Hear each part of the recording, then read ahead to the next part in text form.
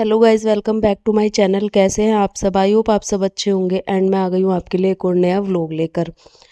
तो गांव से आने के बाद आप लोगों को पता है कि साफ़ सफाई तो अभी चलती ही रहेगी, ये तो डेली का रूटीन है ही।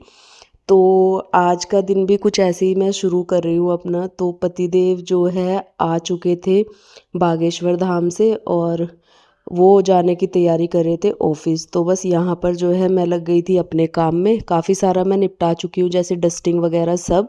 अब बारी थी झाड़ू की, तो मैं लगाने लग गई थी झाड़ू। तो मैंने बेडरूम से स्टार्ट किया था। तो बस कल वाले व्लॉग में देखा होगा मैंने काफ़ी सारी सफाई की थी, डस्टिंग वगैरह। तो आज मुझे उतनी डस्टिंग करनी नहीं पड़ी। तो आज मैंने फटाफट से डस्टिंग करी, उसके बाद मैंने झाड़ू लगाना शुरू कर दिया था। तो पतिदेव हो रहे थे तैयार, तो मैंने सोचा कि पहले झाड़ू पोछा कर देती हूँ और उसके बाद ही मैं फिर नाश्ता बना दूँगी फटाफट। तो बस डस्टिंग करी मैंने, और उठ तो हम लोग काफ़ी पहले गए थे। उसके बाद काफ़ी देर तो अपने रूटीन में ही लग जाती है, फिर मैं काम स्टार्ट करती हूँ। तो आज मैंने शुरू ही यहीं से किया है व्लॉग। तो बस उसके बाद मैं झाड़ू लगाने आ गई थी। तो झाड़ू लगाओ ना, इतने बाल निकलते हैं डेली झाड़ू लगाने पे, ये हाल होता है। और मैं इतनी केयर कर रही हूँ ना बालों की, फिर भी कोई फ़र्क नहीं पड़ रहा है। पता नहीं ये कौन सा सीज़न आ गया है, जिसके देखो वही मतलब ये कंप्लेन कर रहा है कि इतने बाल झड़ रहे हैं, इतने बाल झड़ रहे हैं। भाई बहुत ही ज़्यादा परेशानी आ रही है। और सच बताऊँ, ये सारी परेशानियाँ ना तब से आई है जब से ये परमानेंट स्ट्रेटिंग, कैरेटिन वगैरह ये सब चला है ना। तब से ही हर एक से सुनने को मिलता है कि जब से हमने ये कैरेटिन स्ट्रेटिंग कराई है, तब से हमारे बाल इतने झड़ते हैं, इतने ख़राब हो गए हैं। तो मैंने भी ये एक्सपीरियंस किया है, मैंने 2 बार कराया। और उसके बाद से अब जो मैं एक्सपीरियंस कर रही हूँ, इतना गंदा मेरे बाल इतने ज़्यादा झड़ते हैं। और इतनी केयर मैं कर रही हूँ, जबकि मैंने कभी अपने बालों की इतनी केयर नहीं करी है। तो ये सब चल रहा है। और इसके साथ साथ ना एक किस्सा भी है, मैं आपको सुनाती हूँ। जब मैं डीएलएफ रहती थी, तो मैं ये परमानेंट स्ट्रेटिंग ना नया नया चला था उस टाइम। तो एक फ्रेंड सर्कल में ही बहुत पहले एक लेडी थी। तो मैंने उनसे पूछा, मैंने कहा ऐसे ऐसे ये चीज़ चली है, तो मैं सोच रही हूँ कराने के लिए। तो उनका सामने से आंसर आया कि नहीं नहीं, ये सब कराने से ना बाल ख़राब हो जाते हैं, ये होता है वो होता है। तो मतलब उन्होंने एक तरीके से ना मेरा माइंड वॉश कर दिया। तो मैंने कहा यार हाँ, ये हो सकता है, मतलब है तो इसके इफेक्ट, साइड इफ़ेक्ट ही। तो उस टाइम मैं रुक गई, मैंने कहा अभी नहीं, फिर बाद में कभी देखते हैं जब ज़्यादा मन बनेगा। अभी तो उन्होंने मेरा बिल्कुल ऐसे कर देता। तो उसके 3 महीने बाद मैं देखती हूँ, वो जिस लेडी ने मुझे ये बोला था ना कि मतलब इससे ऐसे हो जाएगा, वैसे हो जाएगा, ये बेकार है, ये वो खुद ने परमानेंट स्ट्रेटिंग कराया। और पता है क्या बोलती है, यहाँ डीएलएफ में, मतलब जहाँ हम लोग रहते थे, यहाँ ना सबसे पहले मैंने कराया ये। भाई मैंने उस लेडी में ना ये चीज़ देखी थी। अगर आप उससे किसी चीज़ की मतलब एडवाइस ले लो, किसी भी चीज़ के लिए, कपड़ों के लिए या किसी भी चीज़ के लिए, आपको वो सामने से मना कर देंगे और बाद में खुद करा के बोलेंगे ये सबसे पहले हमने कराया है। तो भाई उनके अंदर ये आदत थी। तो मैंने ये कई बार एक्सपीरियंस किया है, क्योंकि एक दो चीज़ें जो घर के सामान लेने के लिए होती है, उसमें भी मैंने ये चीज़ एक्सपीरियंस करी थी। मैं फुल्ली ऑटोमेटिक मशीन लेने वाली थी, तभी भी उन्होंने ऐसे ही किया था। तो मैंने ऐसे ही एडवाइस ले लिया था। ये स्ट्रेटिंग से पहले की बात थी या बाद की, ये मुझे ध्यान नहीं है। तो मैंने उनसे बोला मैं फुली ऑटोमेटिक मशीन ले लूँ क्या, कैसी रहती है ये वो।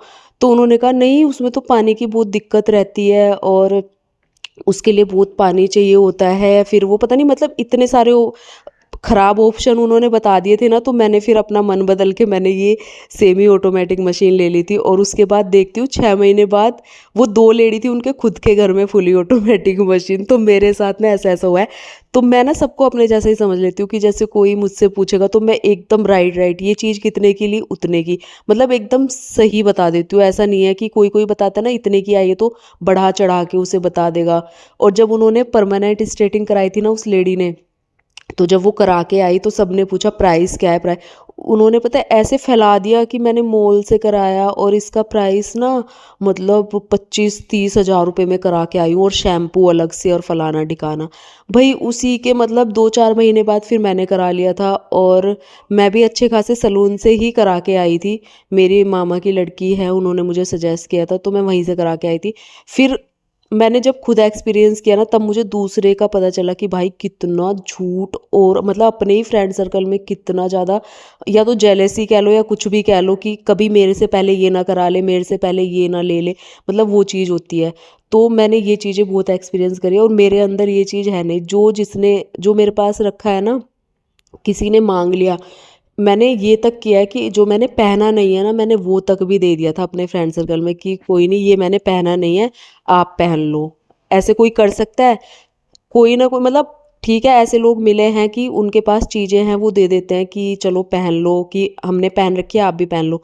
लेकिन मैंने जो है ना, मैंने पहनी भी नहीं थी साड़ी, तो उन्होंने मुझसे कहा कि मेरे पास इस बार कपड़े नहीं है, मैंने लिए भी नहीं, तो ऐसी कोई साड़ी है? मैंने कहा साड़ियाँ तो बहुत है, मैंने कहा एक वैसी भी है जो मैंने नहीं पहनी। मैं कितनी बुद्धू थी सच में।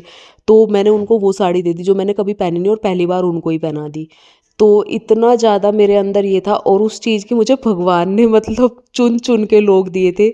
उस चीज़ के लिए मुझे चारों तरफ से मतलब वो भी मिला है कि इतना भी ज़्यादा वो नहीं होना चाहिए किसी के साथ, हर चीज़ की एक लिमिट रखनी चाहिए। तो भाई ये एक्सपीरियंस मैंने किया है, इसलिए किसी के साथ ना ज़्यादा अच्छे भी बनने की ज़रूरत नहीं है। ठीक है, जैसा सामने वाला हो ना वैसा ही व्यवहार करना चाहिए। और हाँ, कई लोग अच्छे भी उस चीज़ में पिस जाते हैं, क्योंकि हमें वही एक्सपीरियंस रहता है, तो हमें लगता है ये लोग भी ऐसे होंगे, तो वो बेचारे अच्छे लोग भी उस चीज़ में पिसते हैं। लेकिन यह है कि ज़्यादातर तादाद ना उन्हीं लोगों की होती है आपके आसपास, जो मैंने अभी आप लोगों को बताया है। तो सोच समझ के मतलब लोगों से डील करना सीखे। और मैंने तो अपने 8-10 साल जो दिए हैं ना, मैंने बहुत कुछ इनमें सीखा है। तो बस ये तो हो गई वो वाली बातें। उसके बीच में मैंने पोहा बनाया, नाश्ता भी बना लिया, झाड़ू पोछा भी कर लिया। तो उसके बाद मैं नहाने जा रही थी, तो नहाने से पहले क्योंकि कई दिनों से घर बंद था, तो वॉशरूम मुझे इतना गंदा लग रहा था, तो मैंने कहा चलो एक बार ना इसकी भी सफाई करती हूँ आज अच्छे से। तो सफाई के लिए मैंने जो वो किचन क्लीनर लिया हुआ है ना, तो उसकी आप टाइल्स वगैरह भी उसी से क्लीन कर सकते हैं, और वॉशरूम क्लीनिंग भी उससे हो जाती है। अभी मैं आपको दिखाती हूँ, मैंने उस पर थोड़ा थोड़ा सा स्प्रे किया है ये इन सब चीज़ों पे जो हमारी टैप वगैरह लगी होती है। तो ये देखो कैसे गंदगी निकल रही है यहाँ पर ना, अभी कैमरे में उतना नज़र नहीं आ रहा, इतनी ज़्यादा गंदगी थी इस वाली पे टैप पे। तो मैंने सारी टैप्स पे ना हल्का सा स्प्रे कर दिया था, और वो थोड़ी देर छोड़ दो 10-15 मिनट के लिए, और उसके बाद हल्का सा स्क्रब कर दो, स्क्रब जो ब्रश आता है ना स्क्रबिंग वाला। तो बस उससे ना आपकी जितनी भी टैप है, टाइल्स है और फ्लोर है, सब इतने अच्छे से क्लीन हो जाता है। तो वो मैंने 10-15 मिनट ना स्प्रे करके छोड़ दिया था, और उसके बाद मैंने फिर स्क्रब करना शुरू किया, तो बाथरूम एकदम मेरा चमक गया। तो थोड़े थोड़े स्मार्ट तरीके होते हैं जिनसे हम अपने घर को साफ़ सुथरा रख सकते हैं। जैसे किचन क्लीनिंग में बहुत टाइम लगता है, वॉशरूम साफ़ करने में टाइम लगता है, लेकिन अगर हम ये वाले तरीके यूज़ करेंगे और कुछ चीज़ें मतलब उसके लिए यूज़ करेंगे, तो बहुत ईज़िली हो जाता है ये सारी चीज़ें ना, हमें ज़्यादा उसमें टाइम देने की ज़रूरत नहीं है। तो बस यहाँ पर जो है 15 मिनट के अंदर मैंने अपने वॉशरूम को अच्छे से क्लीन कर दिया था, और सारी टैप वगैरह साथ साथ जो ये वॉश बेसिन लगी है वो भी मैंने अच्छे से क्लीन कर दी थी। तो वो एक ऐसा प्रोडक्ट है ना, उससे आपके सारे जो है सारी चीज़ें जितनी भी हैं किचन के अंदर, बाथरूम के अंदर, सब क्लीन हो जाता है, आपको अलग से लेने की ज़रूरत नहीं है। और आप जो है मीशो पे किसी भी ऐप पे डाल के देख सकते हैं kitchen cleaning, tiles cleaning cleaner, sorry, तो वो डाल के देख सकते हैं, तो वो अपने आप इतने सारे ऑप्शन आ जाते हैं। तो स्प्रे बोतल जैसा आता है, तो आप वो ले सकते हैं, उसमें अलग अलग ब्रांड के आपको मिल जाएंगे, ब्रांड से कोई फ़र्क नहीं पड़ता है, सारे प्रोडक्ट वो मुझे तो सेम ही लगते हैं। तो बस मैंने भी वो एक्सपीरियंस किया है, तो अच्छे से मैंने क्लीनिंग कर दी थी अपने वॉशरूम की, और इसके बाद नहाते हैं, फिर आपसे मिलती हूँ।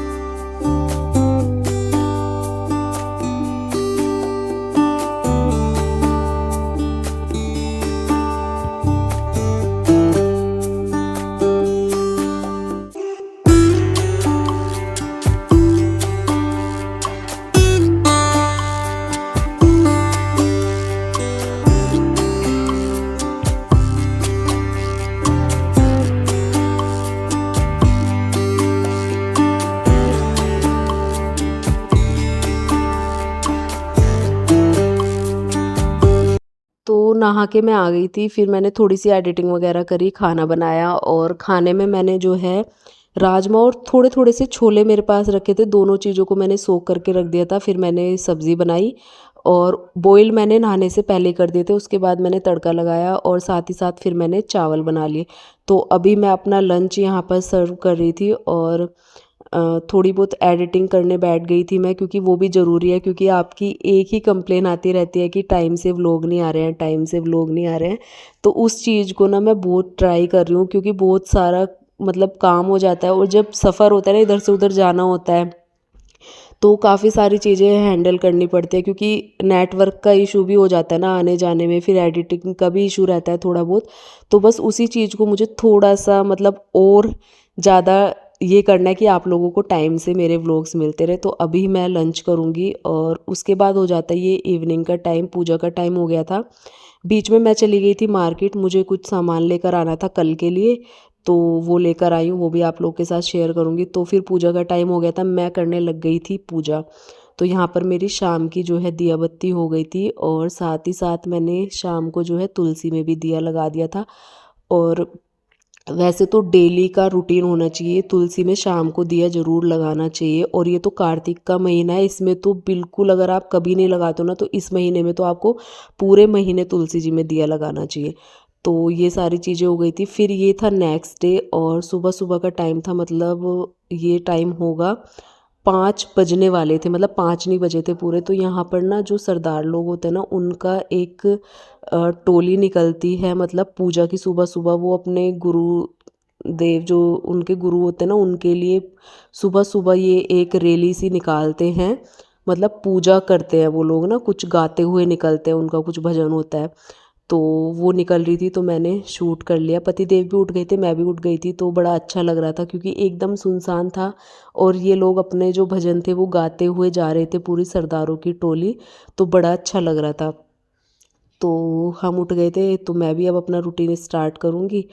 तो बस सबसे पहले हम उठ के ना बालकनी में ही आए थे, और अभी तक देखो लाइट्स वगैरह लगी हुई है, क्योंकि मैंने बताया था ना इनका गुरु पर्व आने वाला है, तो उस वजह से इन्होंने अभी तक डेकोरेशन ऐसे ही रखी है। तो ये सब देख के सुबह सुबह इतना मन खुश हो गया ना, जैसे पूजा पाठ से रिलेटेड चीज़ें देखो ना, उठते ही आपको नज़र आए, आप उठे बिस्तर से और आपको ये सब चीज़ें नज़र आए, तो वैसे ही दिन बड़ा अच्छा जाता है। तो बस यहाँ पर देखो अंधेरा है चारों तरफ, और अभी थोड़ी थोड़ी ठंड होने लगी है, तो अभी तो अंधेरा ही रहता है 5 बजे तक भी। तो बस यहाँ पर जो है हम लोग उठ गए थे, अभी हम लोग अपना मॉर्निंग रूटीन स्टार्ट करेंगे। और सबसे पहले जो है एक बार मैं आपको मंदिर के दर्शन करवा देती हूँ। तो ये वाला व्लॉग करूँगी एंड मिलती हूँ नए व्लॉग में। Bye bye and take care.